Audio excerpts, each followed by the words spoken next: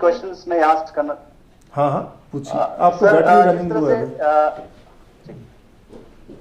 जी sir, मैं खासकर सबसे पहले रूरल डेवलपमेंट डिपार्टमेंट के बारे में कुछ क्वेश्चंस आपसे करना चाहूंगा। जिस तरह से आरडीडी में दो अहम इनिशिएटिव्स इस वक्त देखने को मिल रहा है, खासकर एनआरएलएम की बात करें, एनआरएलएम को ग्राउंड जीरो पे इंप्लीमेंट करने की कोशिश आरडीडी की तरफ से कैसे किया जा रहा है? क्योंकि एनआरएलएम का नेशनल लेवल पे कुछ ऐसे जगह है जहां पे एनआरएलएम सक्सेस हुआ है और वहां के लोग सेल्फ सफिशिएंट बने हैं, तो लद्दाख में एनआरएलएम को उस लेवल पे पहुंचाने के लिए क्या कर रहे हैं? हाँ, बहुत बढ़िया आपने सवाल किया। नेशनल रूरल लाइवलीहुड मिशन, तो इसके तहत आज की डेट में हमारे लद्दाख में पूरे कोई 290 से कुछ ऊपर सेल्फ हेल्प ग्रुप्स हैं, जिसमें कोई 3,500 के करीबन लेडीज़ ऑलरेडी काम कर रही हैं। एनआरएलएम एक लेवल पे काम कर रहा था लद्दाख में, यूटी एडमिनिस्ट्रेशन के आने के बाद से उसको दूसरे मयार पे, उसके मयार को बढ़ाने की हम पूरी कोशिश कर रहे हैं।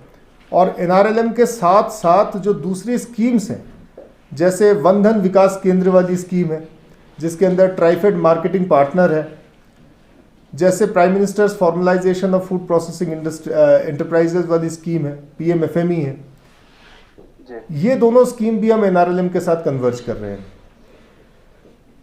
अगर आपको पता होगा, इस वक्त जब हम ये प्रेस कॉन्फ्रेंस कर रहे हैं तो हमारे कुछ 40 के करीबन महिलाएं जो हैं इस वक्त एनआईआरडी हैदराबाद में एनआरएलएम की ही ट्रेनिंग कर रही हैं, जो क्लस्टर रिसोर्स पर्सन्स का काम करेंगी यहाँ पर आके वापस।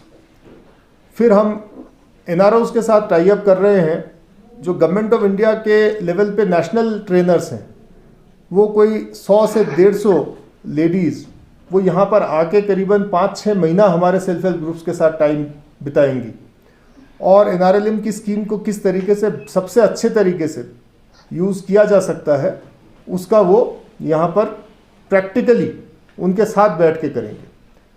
हम नए नए ब्लॉक्स को भी एनआरएलएम के तहत लाने की कोशिश कर रहे हैं, नए नए प्रोडक्ट्स को एनआरएलएम के तहत लाने की कोशिश कर रहे हैं और एनआरएलएम के जो प्रोडक्ट्स हैं उनको मार्केटिंग अपॉर्चुनिटीज़ देने के लिए शॉप सेटअप करना, खास करके टूरिस्ट एरियाज़ में, उसकी वह हमारी दोनों ज़िलों में बातचीत चल रही है, जिससे कि हम उनके प्रोडक्ट्स को बेचने का या उसको एक इंटरफेस देने का, उसको एक आम पब्लिक के साथ उसका एक मार्केटिंग करने का जो मौका मिले वो भी कर रहे हैं। साथ के साथ ब्रांडिंग भी करी जा रही है एनआरएलएम प्रोडक्ट्स की। अगर फूड प्रोसेसिंग के अंदर ब्रांडिंग हो जाए, क्वालिटी इंप्रूवमेंट हो जाए, स्टैंडर्डाइजेशन हो जाए, तो हमारे जो एनआरएलएम से लेडीज़ जो बनाती हैं प्रोडक्ट्स, वो छोटे लेवल पे ना रह के यूटी के बाहर के मार्केट को भी पकड़ सकती है। तो हमारा फोकस वही है, हमारी कोशिश यही रहेगी।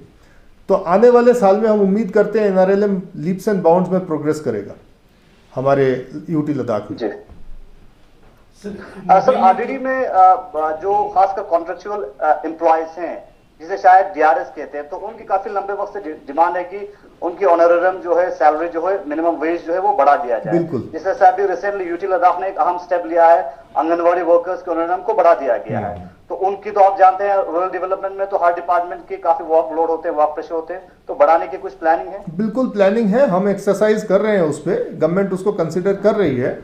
तो एनआरएलएम मनरेगा की बात कर रहे हैं आप, मनरेगा के जो जीआरएस और ये स्टाफ है, इनकी एक सोर्स है इनकम की, तो उस सोर्स के अंदर हम बढ़ोतरी करने की कोशिश कर रहे हैं। जैसे ही उसमें बढ़ोतरी हो जाएगी उसी तरीके से हम सैलरीज को रिवाइज कर पाएंगे।